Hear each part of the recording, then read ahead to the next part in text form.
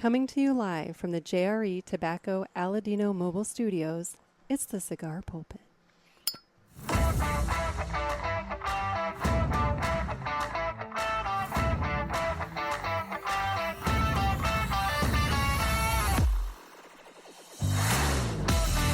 Hello, everybody, and welcome to another sermon from the Cigar Pulpit. I'm the Bishop of the Burn, Nick, and today it's that time.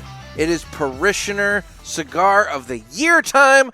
We are announcing the winner of the Parishioners 2024 Cigar of the Year, as well as going over the remaining top 5 cigars that you guys voted on. And I'll tell you, it was a really good process this year.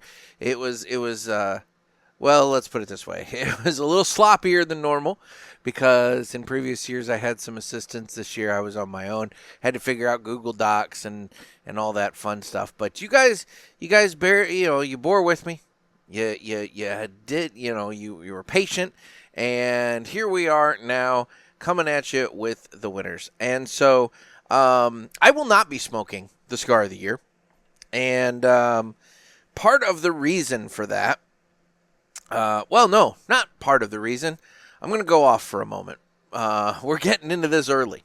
So before we get into the Cigar of the Year and everything else, I got to vent for a moment. And for those of you listening who are gainfully employed by the United States Postal Service, just once again realize that I'm not talking about any specific one person. I am talking about frustration with the organization. I ordered the Cigar of the Year from Two Guys Smoke Shop, and I ordered it, it's been a full week now.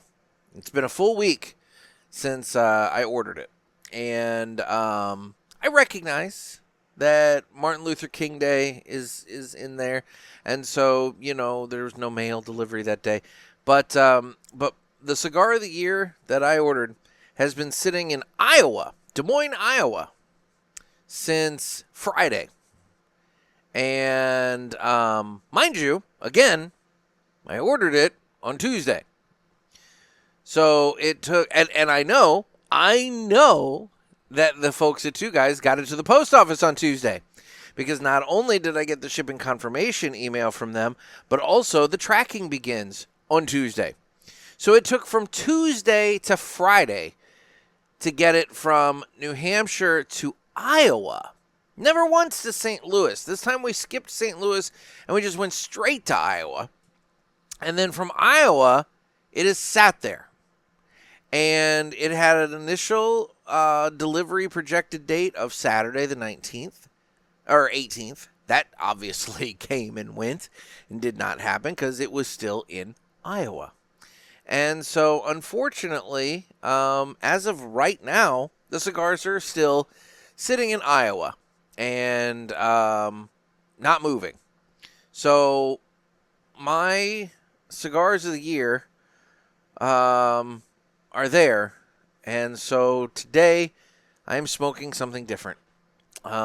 Today, I just had to go in the humidor, find something, and something that I haven't done on the show yet, something that is good, something that, I would enjoy, and I'm just going to have to tell you guys about the Cigar of the Year.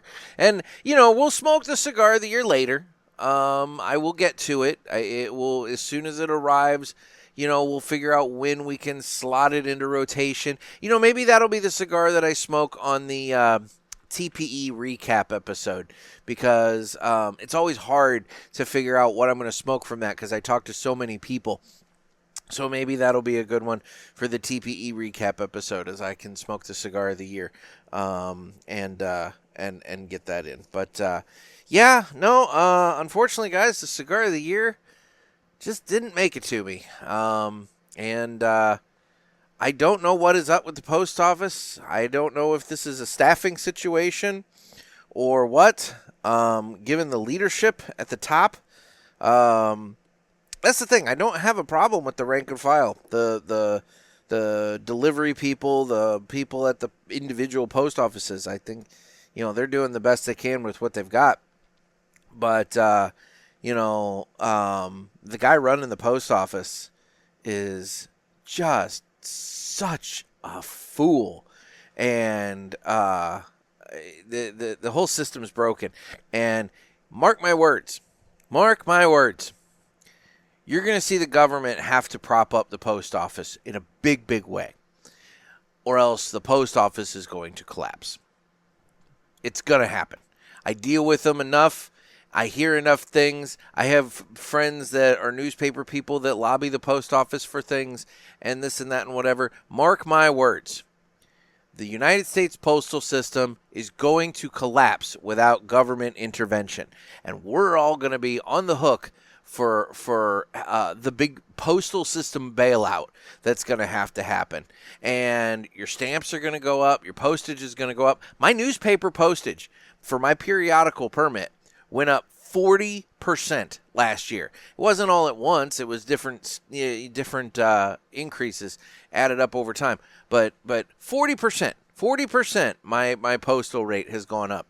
So mark my words. They're going to get their money. They're going to figure it out because the postal system's too big to fail. UPS and FedEx, they do documents, but it's ridiculous. But it's not like their packages are their bread and butter. And hell, even they use the postal system sometimes as a backup. And hell, they're bogged down and dealing with shit too. So, realistically, the whole supply chain of moving your stuff around from the shipping from one thing to another, it's all broken. Anyway, I didn't mean to go into this for this long. I just wanted to explain to you why today I will be firing up a Perdomo 30th anniversary Connecticut Churchill. This is a 7x54 featuring an Ecuadorian Connecticut wrapper over a Nicaraguan binder with Nicaraguan filler. This cigar, it's not the cigar of the year. It's not the cigar of the year, but it's what I'm smoking today on the Parishioners Cigar of the Year episode. So, it is now time to cut the cigar, and the official cutting is brought to you by 2guyscigars.com. That's the number 2guyscigars.com. Two Guys have been around for 40 years, and they are the trusted name in the cigar industry. Everybody knows Two Guys, but if you don't, please give them a try. You won't be sorry. Family owned and operated, 2guyscigars.com does the very best to provide you great selection, fair prices, and excellent customer service. And I just want to point out, what did I say in my rant just a little bit ago? I ordered the cigar of the year from Two Guys Cigars on Tuesday.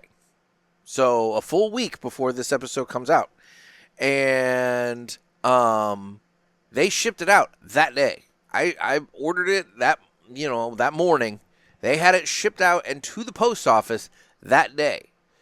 So, that's the kind of service you get from Two Guys. You place an order, you get it out. They get it out like as quickly as possible. And, and admittedly, I could have chosen to ship it UPS instead of USPS. I only ordered 2 singles, so I figured I'd save a little bit, and so I did the USPS version. And, so maybe that's on me. Maybe I shouldn't have chosen the post office. Maybe I should have gone with UPS. But whatever. Anyway, please go to 2guyscigars.com for your next cigar purchase. Tell them that the Cigar Pulpit sent you. And remember, that's the number 2guyscigars.com. And with that, it's time to go ahead and cut the cigar. By the way, guys, did you notice my fancy little fingerless gloves here? I got they're fingerless mittens, so I can flip this part up and I can have mittens instead. But I'm using the fingerless gloves because it's effing cold out. I don't know how it is for the rest of you in the country. I haven't paid that much of attention, but as I record this right now, it is a balmy 10 degrees outside. However, it feels like -5. We have the wind chill that makes it feel like -5. And so it is so cold. I have my coffee here. I've got my Mr. Heater portable buddy going right here. You might be able to even see the glow upon my face as I get towards it. I can't get too close to it because I've got it raging like the surface of the sun right now, and that's the way I want to do it. Anyway, let's go ahead, get this guy lit up and going, and then we can jump right into your choices for the cigars of the year 2024. So, without further ado, it's the greatest commercial you've ever heard.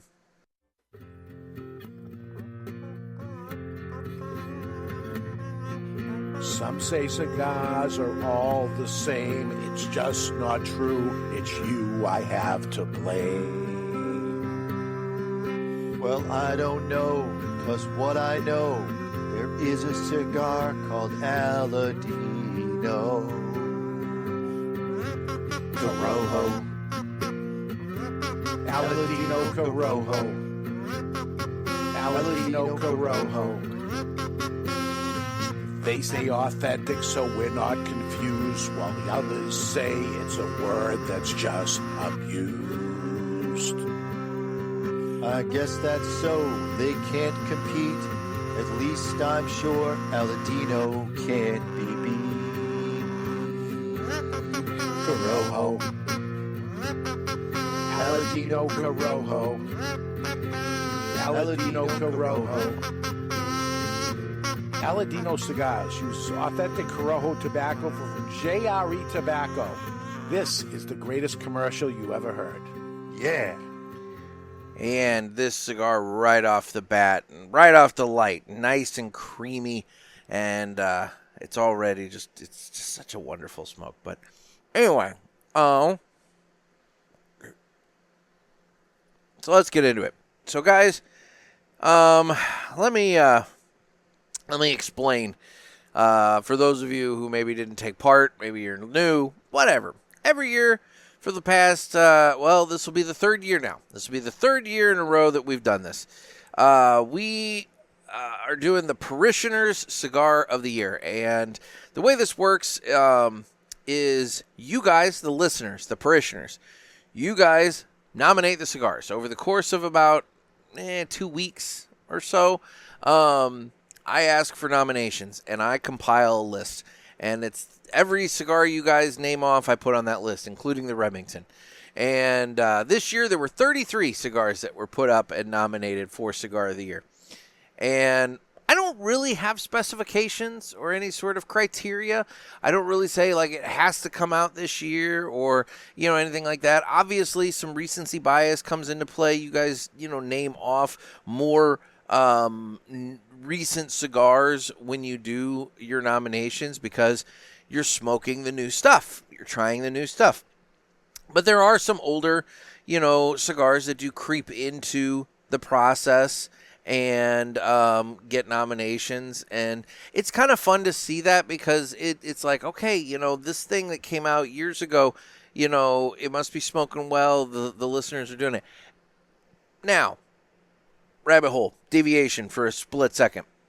I don't want to be accused of talking out of my ass and talking out of both sides of my mouth, saying that, I think it's fun that you guys put up older cigars for nomination for Cigar of the Year. But then at the same time, I was beating the shit out of Cigar Aficionado for naming, a cigar from like 2016 as their number one Cigar of the Year. You guys are consumers. You're smokers. You're the rank and file people on the ground smoking the cigars. And so, this is your choice. This is your nomination. Whereas I kind of feel like, if I were to put together a list, or if Cigar Aficionado put together a list, or Cigar Journal, or the Cigar Authority, they obviously do it. They actually do it. I feel like you need to confine your best of the year to that year's releases. And so you shouldn't be judging cigars that have been released in previous years for Cigar of the Year in 2024. Like a cigar from 2016 should not get consideration by media for the cigar of the year for 2024. That's just my opinion. But you guys as consumers, I feel like you guys, you smoke around the humidor. You do different, maybe the Monte Cristo 1934 was smoking really, really well, and you guys want to nominate that. I think that's fair. This is a consumer, listener-driven list. This is not a list that I put together. And so I feel like an older cigar has a place on this list. But anyway, that's neither here nor there. You guys nominate. Then from there, I put together a ballot. And again, like I said, this year was a little different. A little bit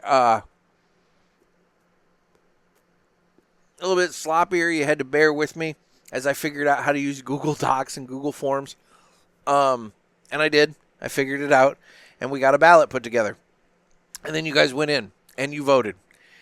Now, I asked you to pick your first, second, third, fourth, and fifth place cigars. And because I figure top 5, you know what? I think that's fair. I don't want to get into a top 25 list, but I think a top 5 is a reasonable chunk, and I think that it's something that is good to put out there.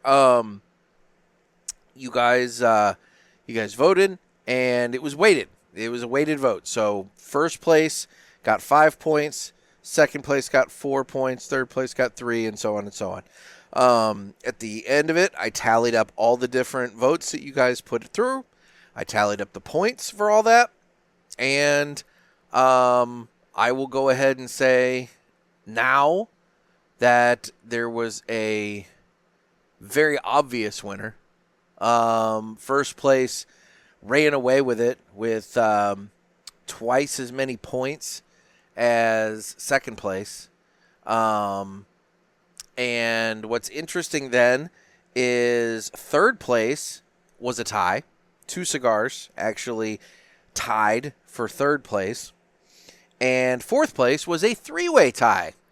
You had 3 cigars that actually tallied up and had the same amount of points for fourth place. So of the top 5, there are actually 2, 4, 7, 8 different cigars, right? 8 different cigars. 1, 2, 3, 4, 5, 6, 7, 8. Yeah, 8 different cigars listed in the top 5. So you guys found a way to turn a top 5 into a top 8. With 7 different manufacturers. So whatever. Bottom line is, you guys did. It was really interesting to see how this all shook out.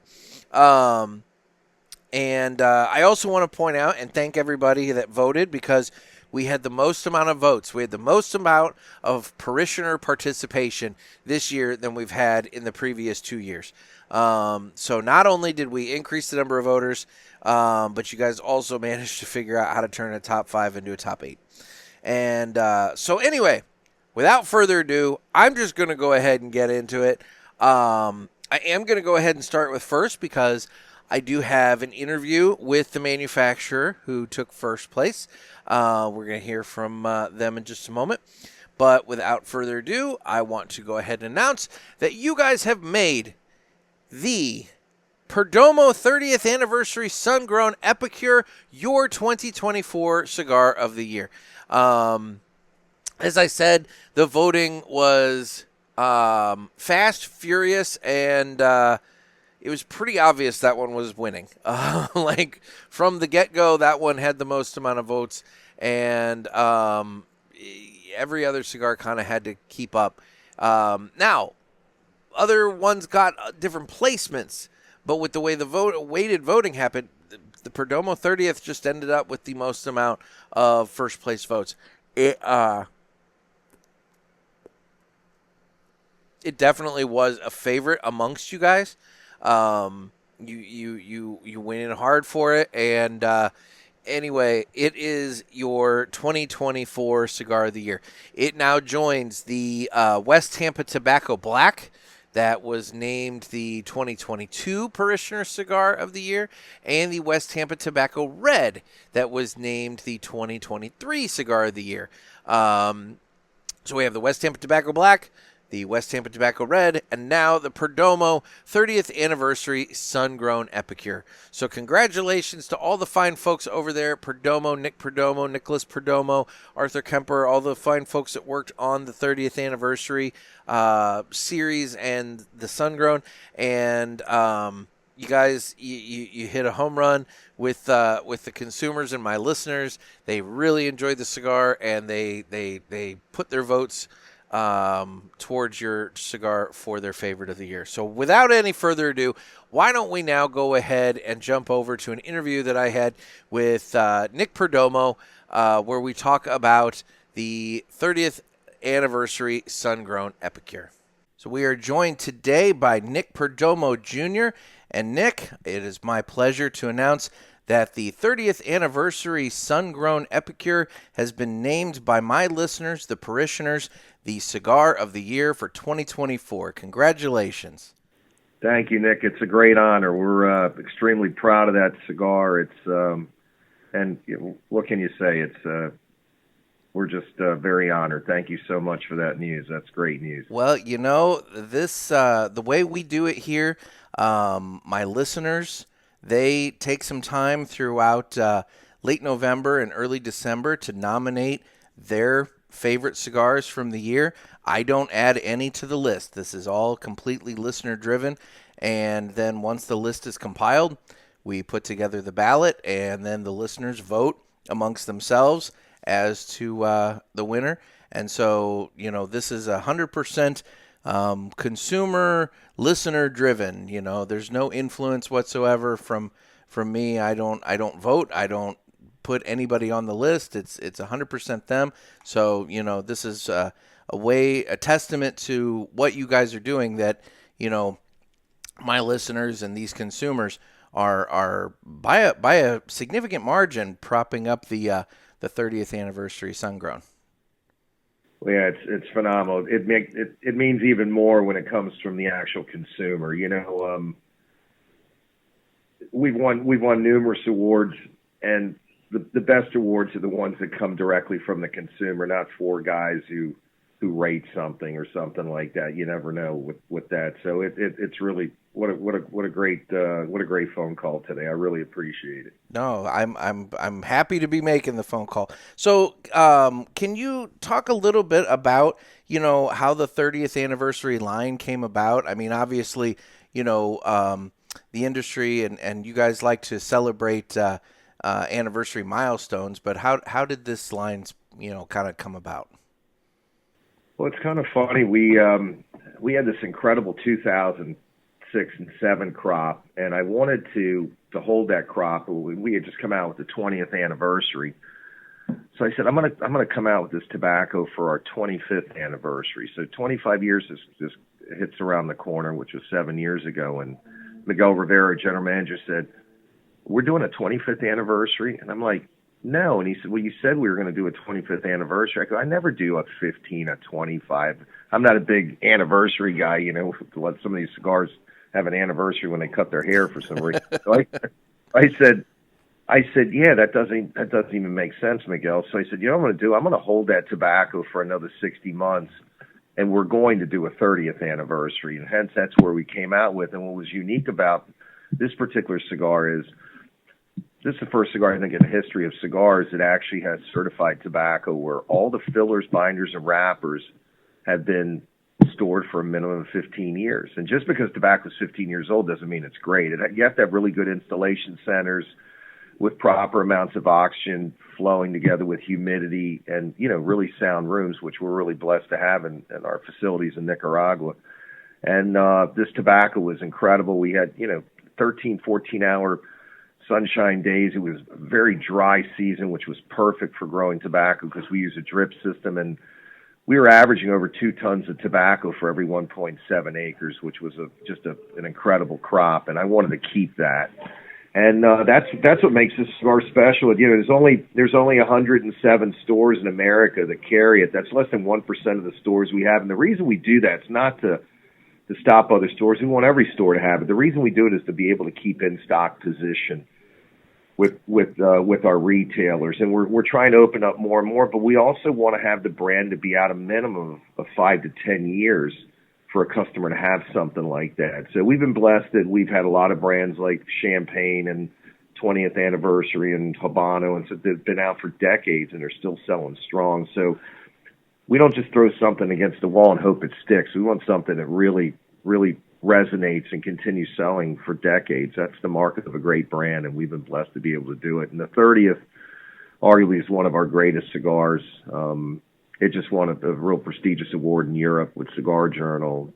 Our good friend David Garofalo also it won with Cigar Authority. So I'm really happy with the brand, and people really love it. And it's a real testament to the hard work our guys have done in Nicaragua and in Miami, and I'm very proud of it. No, for sure, for sure.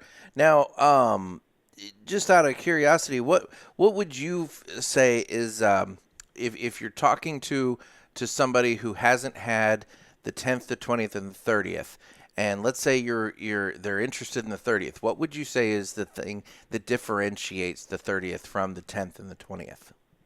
Well, it's all three cigars are outstanding, and all of them won numerous accolades. You know, it's like great Scotch, right? You have Macallan 18, it's phenomenal. Then you got Macallan, 21, which is a little more phenomenal. Then you got Macallan 30, right? So the 30th is our Macallan 30, is what it is. You know what I mean? It's really great.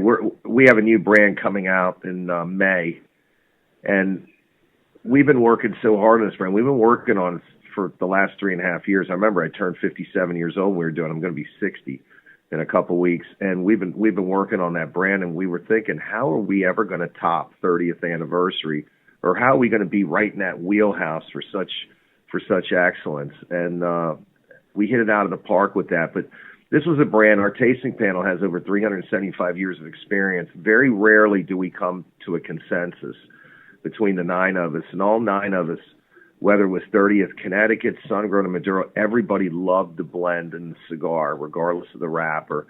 And it's been a grand slam for us, and we've been blessed. And we're just so happy that you guys and the consumers really enjoyed the cigar. Look, at my stage of my career, what I really care about is that you guys love the cigars, and that's what makes me happy. Well, based off the voting, I can tell you they very much enjoyed the 30th Sun-Grown, and I know that the Connecticut and the Maduro are also getting rave reviews all over the place as well. Now, you kind of just touched on it a little bit, but my last little question while I've got you here, I just wanted to say, since I've got you, how was 2025 for Perdomo Cigars, or 2024 for Perdomo Cigars, and what can we look forward to in 2025? Well, 2024 was a horrible year for business in general, in any business. However, we had a fantastic 2024, and the reason is when you have a terrible economy with inflation like we have today and gas prices and so on and food costs, it's tough for people. And one of the things that really gave us clearance and light was outstanding quality at great price points. And our cigars are very affordable. The sweet spot today seems to be almost $15. Yeah. The most expensive cigar I sell is the Perdomo 30th Anniversary Torpedo, and that retails for $14.25. Most of my cigars are in the $9-10 range, so it's very affordable for most people that want to smoke a super premium cigar. And there's so many cigars out there that came out in 24 that were $20, $30, $40, $50, $100 a piece. It was, to me, ludicrous, but, it is what it is. And I think the consumer thanked us. And talking about our mutual friend, David Garofalo, our brand really catapulted in 24 this year with him. And a lot of the great retailers, we killed it this year. We actually had a great year. I know the industry was not great this year, unfortunately, and it was. And what I'm looking for in 2025, we're beyond excited. We think the economy is going to be much better. We think gas prices are going to come down. We think inflation's are going to come down, and we think we want to make our country, as fabulous as it can possibly be. And we've had a rut the last 4 years, and people, regardless of what you believe or not, you can't be blind we've really had a bad economy these last 4 years, which has caused a lot of people to struggle. And we're not selling hot dogs and beer, which everybody needs it. This is a niche product that people enjoy, and they'd use it for celebratory reasons and treating themselves. A lot of people that had no reason to treat themselves these last 4 years or to celebrate. Mm-hmm. Nothing was really good economy-wise. So we see, I always see the glass half full. Look, I served my country for 5 years. I love my country, and I root for it every second of the day. And we're really excited. The weather's terrible up north, and the shipping bays are loaded. So we're happy. January, February is always a slower time of the year, but our January now has been really good. And I hear it from the retailers. I hear it from the consumers. There's this new spark of positivity that we're seeing there. I don't know if you see it on your side, but we're really happy. We're excited. We have our national sales meeting in Nicaragua. I'm leaving tomorrow for Esteli, and then we got we got the Perdomo factory tours going through January and February, which I'd love for you to come one day if you ever get the opportunity. Oh, I think that'd be great. I think that'd be great. We'd love to have you would love it. Well, I'm sure I would. I've heard great things from Ed Sullivan, who went on it. Yeah. That was maybe, a year or two back, I think he went on 2 years ago, yeah. 2 years ago, yeah. And then you're in Nicaragua there, so you've got the Puro Sabor coming up here very shortly as well. Yeah, which I'll attend some of them, and then of course they come and a lot of the customers come to visit the facilities and stuff. So yeah, I do the tours right in the middle of it. Yeah. And so we have several hundred customers and retailers coming this year, and we start those next Saturday. So we're excited to see our consumers and our customers, and it's going to be a lot of fun. And like I said, very excited about 2025, and the company, like I said, we'll have a new project that's coming out that's going to be called the Perdomo Legacy. Very special cigar. We grew shade-grown tobacco in the Esteli Valley. It's unheard of, and we grew 8 phenomenal crops. We've been holding this tobacco. Some people say I'm a tobacco hoarder. I'm just a big believer.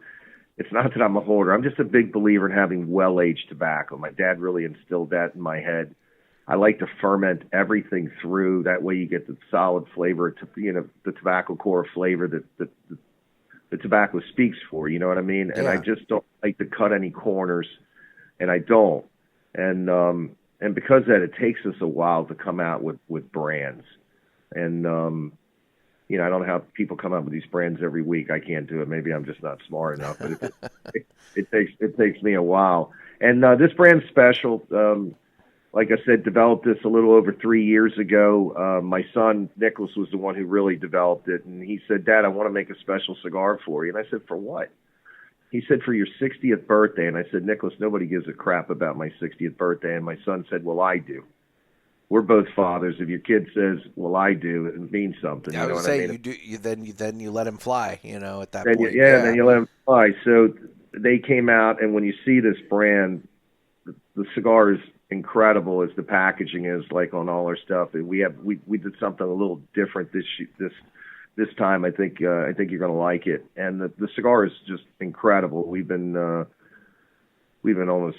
I mean, I just want to keep smoking them, but never smoke dash, right? So So we're excited about that, and that'll be out latter part of May. We're actually doing the launch in New England with David Garofalo, Two Guys Smoke Shop. We'll have a 3-day event. I think starts May 8th of 25, and Dave will be doing this. You know how he does everything. He does everything best. So yeah, we start Thursday, May 8th, and we go May 9th and May 10th at Two Guys. We have 3 events. We're going to have an evening and a Q&A where Dave will be launching tickets, and that sells out extremely quick.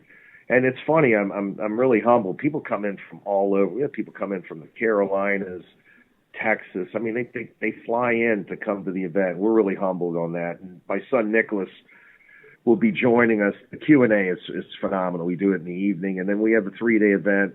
Thursday I think we're in Nashua, then we're in in Salem on Friday, and then I think Seabrook or vice versa on Saturday. More information will follow for sure. For sure. And yeah, so we're really excited about it. No, that's great. I know we're all looking forward to it. But for now, for today, we are celebrating the 30th anniversary Sun-Grown Epicure. And once again, congratulations. I know I enjoyed it. I don't have a shop near me that carries it, so I have plenty of them that I've ordered from Two Guys Cigars. But yeah, I'll have to get some more in. But the listeners, they spoke, man. They enjoyed it, and you are the Parishioners Cigar of the Year for 2024. Well, I'd like to thank Cigar Pulpit and all the parishioners out there for that. Thank you so much, Nick. Thank you for your time, sir. Thank you, sir. So we really want to thank Nick Perdomo again for taking time out of his day to talk with me for a little while about this. I know he was a busy guy. He had a lot of stuff going on, but he really wanted to take time out to personally thank all of you, the parishioners, who supported the 30th anniversary Sun-Grown in this process and making it the cigar of the year, the Parishioners Cigar of the Year. They've put in a lot of effort, and with all the different awards they've been receiving for not just the Sun-Grown but also the Maduro and various and whatnot, they've really put together something special. So congratulations to Nick Perdomo, Nicholas Perdomo, Arthur Kemper, just all the fine folks at Perdomo Cigars for their efforts. Now for the rest of the list, we had some really fabulous cigars that were in the running, and I want to get to the rest of them. So coming in at number 2, we have Aladino with the Fuma Noche. And the Fuma Noche, it's been a wonderful addition to their portfolio. It's a regular release, not a limited release. It adds that night smoke, that end of the night, kind of smoke to their portfolio. I know that Justo and Viv and Tremac and all the folks over there at Aladino put in a lot of effort into crafting that cigar and putting it out there and marketing it, in just the right way. And so it's been a very, very good process for them. They've been getting a lot of accolades for the Fuma Noche as well, and it's a really good cigar. I do enjoy the Fuma Noche. So congratulations to Aladino for taking second place in the Parishioners Cigar of the Year competition here, and good job with the Fuma Noche. Now we have a tie for third. So coming in at third, we have two different cigars. We have the Adventura Blue-Eyed Jack, which admittedly is one that I still need to smoke. I have one that came in the Cigar Authority's show pack, and it's just one that's been sitting there, and I haven't gotten to it yet, and probably should, here soon. But you guys really liked it. If there was one cigar that, at least for a little while, was competing for the top spot, it really was the Adventura Blue-Eyed Jack. I thought for a moment that the Perdomo 30th anniversary might have a real shot at competition there, but the Adventura Blue-Eyed Jack, it solidly came in third place, and it tied with another cigar. So also coming in at third place is the McAuliffe Blue. That one, I'll admit, that one surprised me, guys. The McAuliffe Black is one that I have in my humidor. I bought a box of those at the New England Cigar Expo. Great cigar, lot to the black. I thought the blue was more mild, so maybe this is where the milder smokers are coming into the voting process here. But the McAuliffe Blue came in third place, and I have something else to say about that, but I'm going to wait for just a moment. So now moving into fourth place, we had a three-way tie. So you guys you guys really liked a couple of these to the point that, like I said, mathematically they actually tied out. So at fourth place, we have a three-way tie. The first one I'll name off is the Dunbarton Tobacco and Trust Umbagog Bronzeback. I've had one of those. I had one of those when I was up in New Hampshire in September, and it is a very fine cigar. Apparently, it's kind of hard for the folks at Two Guys to keep them in stock, but when they do get in stock, they move very quickly. So, the Umbagog Bronzeback was a favorite of yours as well. Then, coming in fourth place as well, this is what I was kind of getting at with an older cigar, one that came out of left field. I didn't see it coming, but you guys really voted heavily for it. Was the Leaf by Oscar Maduro. You guys went in hard for the Leaf by Oscar Maduro. That cigar's been out for a while. It is a fabulous cigar. I smoke maybe one or two of those a year. And it's a really good cigar, but you guys voted heavily for the Leaf by Oscar Maduro. And to the point that it tied with the Umbagog Bronzeback for the fourth place spot on the Cigar of the Year list. Now, the other one that tied for fourth place, the third one, is the McAuliffe Red. So we have both the blue and the red represented. And I was kind of curious as to why the red came in fourth, whereas the blue came in third. And sorry, I'm trying to keep my cigar going. Part of that, I have some theories. I like trying to get in your head as I'm looking at this a little bit. And so part of it is I'm thinking the blue's been out longer than the red. So maybe you're more comfortable, maybe you're more familiar, maybe you've smoked more of the blue than the red, and maybe then you got to thinking to yourself, oh, I know the blue. And so maybe the blue just has more fans because it's been out longer. Additionally, the blue is, I feel, very different from the black, whereas the red, I feel kind of fits comfortably between the blue and the black.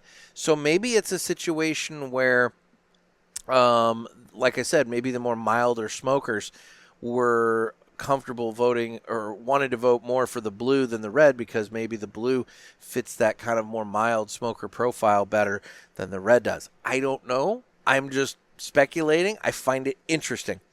So McAuliffe, congratulations to, McAuliffe for taking 2 spots on the top, we'll say top 8 because technically it's 8. And then there's coming in at 5th place. You guys just love this cigar. You love this cigar. The 2023 Cigar of the Year comes in at 5th place this year with the West Tampa Tobacco Red. You guys are just big fans of West Tampa Tobacco, and you couldn't let them fall too terribly far. So I respect that. And the West Tampa Tobacco Red comes in 5th place. So here is a recap of your Parishioners Cigar of the Year, top 5, top 8, whatever you want to say. Coming in at number 5 is the West Tampa Tobacco Red. Coming in at number 4, we have the Dunbarton Tobacco and Trust Umbagog Bronzeback, the Leaf by Oscar Maduro, and the McAuliffe Red. Coming in at 3rd place, we have the Adventura Blue-Eyed Jack and the McAuliffe Blue. Apparently 3rd place is all about blue. I just realized that. Coming in at 2nd place, we have the Aladino Fumanoche. And in 1st place is the Perdomo 30th Anniversary Sun-Grown Epicure. The Perdomo Army is strong, and they are out voting for that cigar all over the place. So congratulations to Perdomo, Aladino, Adventura, McAuliffe, Dunbarton Tobacco Trust, Oscar Valadares, and West Tampa Tobacco. You guys, all of you are the favorites of my listeners, the parishioners, and you should feel really good about the fact that they nominated and voted your cigars the top cigars of 2024.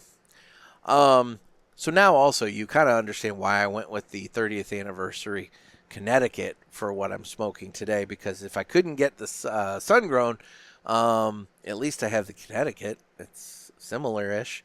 and it's been smoking really well. I'm getting that nice kind of creamy, nutty component to it, and some of the cedar component. It's been a very, very good cigar. But now let's go ahead. Now let's go ahead and do this. It's time for the Villiger Cigars Entertainment Report, brought to you by Villiger. Villiger Cigars, one of the leading cigar and cigarello manufacturers in the world, founded in 1888 and still family-owned and operated. Head over to VilligerCigars.com and check the store locator to find a shop near you that carries them. We guarantee that Villiger Cigars will be a wonderful addition to your humidor and cigar rotation. All right, guys. Now, I've been watching a couple things. I got into a new show this week, and I'll talk about that second. First, though, I actually spent some time on Sunday, and I guess technically Saturday evening and then Sunday, I watched some football. I haven't really watched much in the way of football this season at all. I just, I ever since the Rams left St. Louis, I've been a little bitter. But I caught some posts, or I guess this would be playoff football. And, so the first game I watched, I saw the bulk of was, Chiefs versus Texans. And, I have some family that's very big into the Chiefs. I was into the Chiefs at the very beginning. I kind of now am at the point of like, it's not that I don't like them. I just am like, I like variety. I don't know. Obviously, if your team is the one that's just dominating and winning year after year after year, of course you're happy about that. But as a tangent, viewer that doesn't really have a dog in the fight, I like seeing other matchups. And so in this case, I'm a little over the Chiefs. If I have to be honest, again, I don't have a problem with them. I'm just I want variety. And so, they won their game against the Texans, obviously. And then, but the games I really kind of concentrated more on, were the second game on Saturday, and then the first game? Yeah, first game on Sunday. So I saw the Detroit Lions and the Washington Commanders. And, Detroit, guys, I feel so bad for Detroit because they had such a wonderful season just to lose like that. But, man, Washington just had your number, and they just beat the shit out of your quarterback. And it was just one of those games where, as you're watching it, it's like nothing could go right for Detroit. And there's next year. There's next year. I guess that's all you can say. And then Eagles and Rams. Look, I get there's some hate out there for the Eagles right now. Fans being obnoxious, this, that, and whatever. I get that. But I will never, ever, ever, ever support a team more than a team that's playing against the Rams. So, for what it's worth, I was all in for the Eagles in that game. I was so happy to see the Eagles win that, and I'm thrilled to see the Eagles win that. Now, with that said, I did catch the very, very, very end of the Bills and Ravens game, and I saw the Bills pull that out basically because the one I think his last name was Andrews for the Eagles, or the Ravens. Had some slick fingers, and he dropped the ball when they did the 2-point conversion at the very end of the game, and it cost him the game. I feel bad for that guy, but for what it's worth, I would in a perfect scenario for me, Super Bowl wise, I would love to see Washington versus Buffalo. I think that would be the best possible matchup out of the teams that are remaining. Again, nothing against either the Eagles or the Chiefs. I've seen the Eagles. I've seen the Chiefs. I think Buffalo and Washington would be a really, really fun matchup. It's two teams we haven't really seen get to the Super Bowl in a long time. And I think that would be a really, really fun matchup. So for my money, I would like to see Buffalo and Washington. And to be honest, I kind of want the Bills to win. I have this thing about the Bills. You guys, God love you. You've been beaten down. You've gotten there. You've gotten so close, but you never quite made it. But your fan base, it seems like you're nice people. You do nice things. You raised a lot of money for your player that got hurt, or had the heart thing. I'm by the way, I'm talking off the top of my head, so I don't know names and whatever. But they seem like nice, good people. And for fuck's sake, people, they're buried under 80 feet of snow on an annual basis. I mean, but they don't. They just deal with it and they move on with life. And so, but I gotta say, I want to see Buffalo. I really want to see Buffalo win that. But anyway, that's my little football update. Now, the show that I started watching was one that I've had on my to-do list for a while, and I didn't have the service for the longest time, and I just recently came into it, and so I started watching it, and so I started watching Ted Lasso this week, and it's been around. It's been around for a while. And so I'm sure a lot of you have seen it. And if you haven't seen it, then it's kind of one of those, I don't really care. But I don't know shit about soccer or football. I've seen little clips of the show, and it seems like it's kind of cute and whatever. This show, I'm maybe, I don't even know, 5 episodes into the first season. I love this show. I absolutely love this show. Everybody, it's so fun. Look, there's conflict, there's drama. The one player, Jamie, he's a little prick, and the boss lady, she's trying to undermine the team because I guess the team was owned by her ex-husband, and she wants to see the team fail because, it would hurt her ex-husband, to watch it fail and everything. So, I get that. So there's drama, but holy crap. With Ted, it's he's dealing with all these people hating him. His players don't respect him. His marriage is falling apart. He's 4,000, however many miles, excuse me, away from his son. And yet the man has the most positive, upbeat attitude. And you got to respect that. And I love Coach Beard. He's just this fun little dry sidekick that he's got. I love this show. So for what it's worth, I'm really into Ted Lasso right now. And I'm going to be binging my way through that. So that's what I got going with the Villiger Cigars Entertainment Report. So now that we've done that, let's move on to this. It's time to fly high with Blackbird Cigars.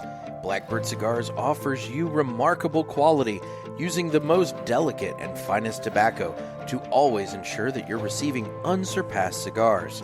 Blackbird Cigars strives to give you undoubted repeating flavor for every cigar you smoke and impressive quality so that you can always expect greatness. Check out their website for a full list of stores carrying Blackbird Cigars and give them a test flight. Blackbird Cigars, can't clip our wings. Okay, guys, so I chose somebody today that is relevant to my life as it is right now due to weather. And so today we will be talking about French chemist Claude Louis Berthollet. Berthollet. I'm butchering the last name. Berthollet. He discovered in 1822 that salt melts ice by lowering its freezing point. Salt lowers the freezing point of water, causing ice to melt into a saltwater solution. This saltwater solution has a lower freezing point than pure water, so it is less likely to refreeze. This process is called freezing point depression. Now, road salt first appeared in the United States when New Hampshire began to experiment with granular sodium chloride in 1938. So over 100 years after Mr. Berthollet determined that salt could reduce the freezing point of water, New Hampshire comes along and they start experimenting in 1938. By the winter of 1941/1942, New Hampshire began using salt on local roads and highways. Today, the United States alone uses between 10 and 20 million tons of road salt each winter. Most rock salt comes from underground seams of crystal salt, with the biggest mines in the country found underneath the city of Detroit. And aside from being a prolific chemist with many accomplishments, and guys, let me tell you, this guy came up with bleach and then the salt thing. I think some of the way that we name different compounds and things like that, he was part of the naming process.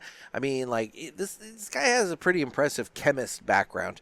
Berthollet also was elected vice president of the French Senate in 1804. So guys, be like Claude Louis Berthollet and Blackbird Cigars, and don't let anybody clip your wings. Figured that was appropriate because I am still digging out of my winter hell. We got that sleet and snowstorm a little bit back, and I'm telling you, I can't remember the last time we've had snow on the ground for this long. It's been kind of crazy, and I'm really over the snow, really over the snow. It's just depressing, and I want it going. But anyway, time now for this. Guess what, motherfucker? It's time for 3 cigars we smoked and enjoyed this week.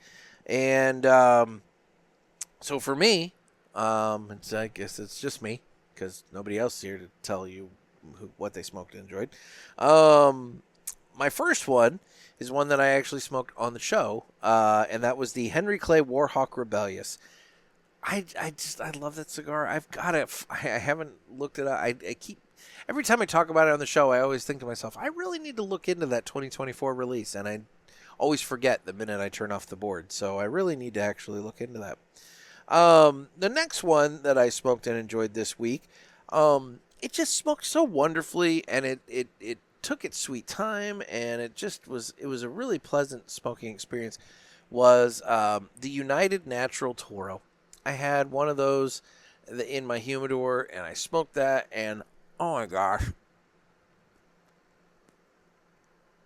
For the price point, guys, the United Natural is such a wonderful cigar. And, if you have a cigar shop near you that doesn't carry United Cigars, 2guyscigars.com will take care of you, obviously. But the United Natural, it's a really well-made, really good cigar. Like I said, I got probably close to 2 hours out of the damn thing. And I'm not a particularly slow smoker, but, in this case, the universe came together to give me a really good cigar experience with that stick. And so I really did enjoy that one the other day. And then the last one that I smoked and enjoyed was the McAuliffe Black Toro. And same situation. I'm not really a slow smoker, but I got about 2 hours out of that thing. I sat out here. That's when I was watching Ted Lasso, and I just kind of had a really nice experience with the McAuliffe Black Toro. And super fun, super good cigar, in a fun time. And, it's one of those things where sometimes it all comes together for you. So for what it's worth, those are my 3 this week: the Henry Clay Warhawk Rebellious, the United Natural Toro, and the McAuliffe Black Toro.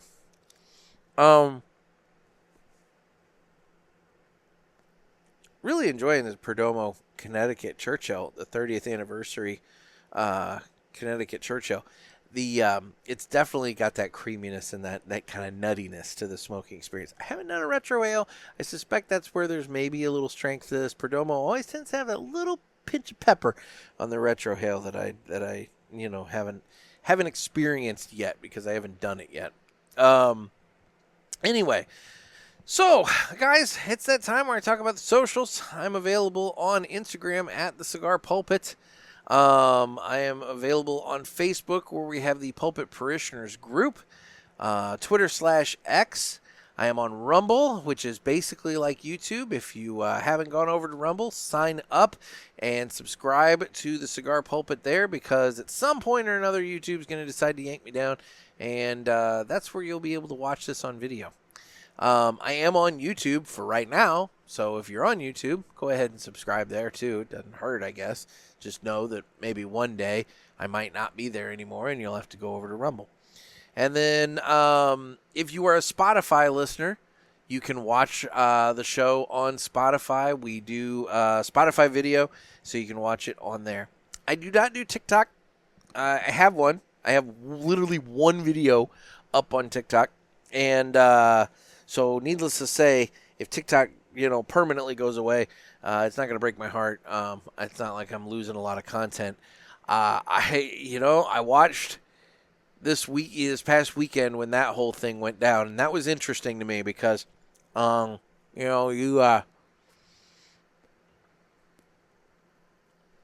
was interesting to watch some of the influencers, or the people that do a lot of that stuff, and how they reacted.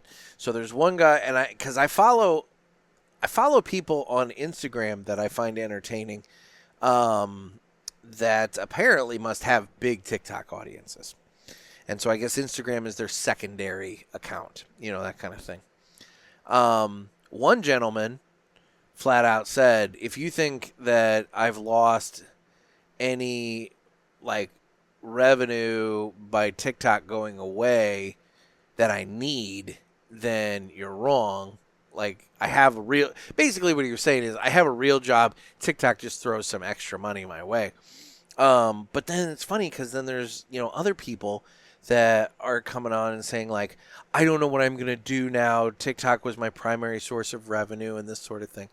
And I understand. And I find it very disheartening and disruptive and bad for those folks that, are losing that revenue. I guess the only thing I can say, and this is coming from somebody who obviously did a whole episode ragging at YouTube about, taking down one of my shows and everything like that. But I think I said it in there, which is, it is their platform. And so, they can do what they want. Now, in this case, you're the United States government making choices and whatever. I guess what I would say is this whole TikTok ban didn't happen overnight. It happened over the course of years. I mean, I find it funny that everybody is praising, or that TikTok is praising President Trump for saving it when the whole decision to ban TikTok was started under his first administration. But that's neither here nor there. But what is relevant is this has been talked about for quite some time. And because this has been talked about for quite some time, you'd think that these influencers, these TikTok personalities, would have taken the time to figure out what the game plan is going to be. Are they going to move to another platform that they can build their audience on? Is there another platform that is going to pay them the same way? I don't know. I don't know what the pay structure with TikTok is like. For all I know, TikTok is like the place where these guys can go and make money putting content together and getting views and whatever. Maybe Instagram and Facebook and Twitter and all these places, maybe they don't pay the same way. I don't know. I truly don't know. But what I do know is it does feel like some of them are crying right now because they feel like, the platform that I love and I've built on is going away. You had your time, and if you didn't fix it by now, then whatever. But anyway, I find the whole situation fascinating in a lot of different areas, and not even political. Like, that's the thing. The politics of it, that really doesn't fascinate me. It's more the impact of what happens after it goes. That's the part. The societal impact, I think, is the more interesting thing to me. But whatever. I have one video. I don't even really use it. It's what it is, so I'm not super worried about it. Anyway, that would be the socials. So once again, guys, I had a lot of fun with the Cigar of the Year voting for this year. I hope you guys did too. And now that I've figured this out, I really like the Google Docs or Google Forms thing. That was a lot better than what I thought. I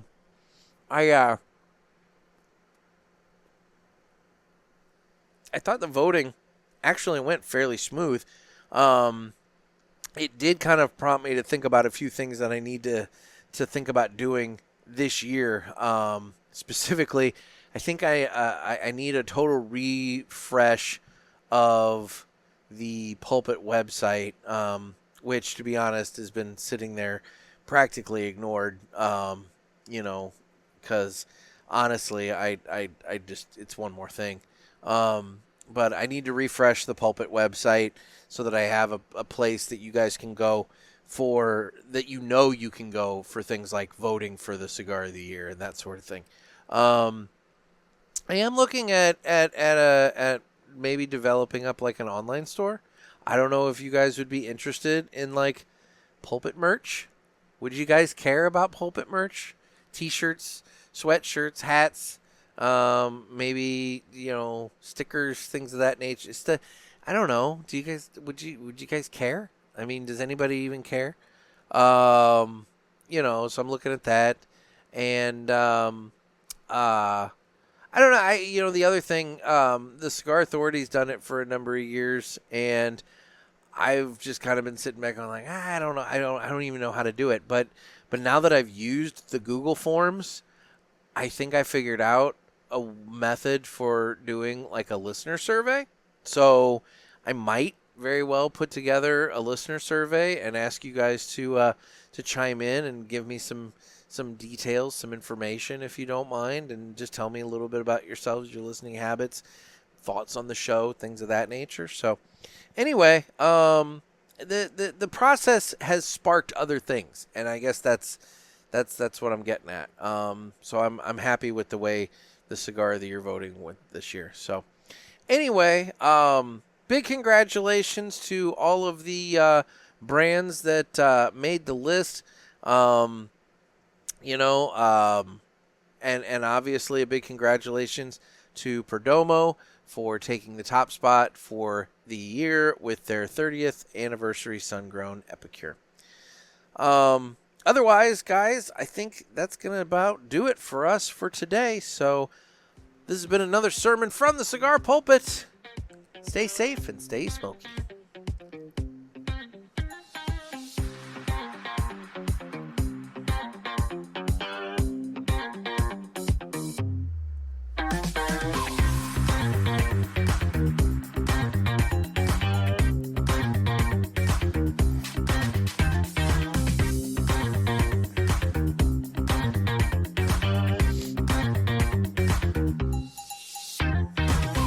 I was looking at the weather for Vegas, and it's going to be like highs in the, high 50s for a lot of the days that I'm out there for TPE. And for the love of God, I never in a million years thought that would feel like a freaking heat wave until today, when it's like 11, feels like -5 outside. So I guess I have that to look forward to. Anyway, thanks, guys. We'll talk to you later.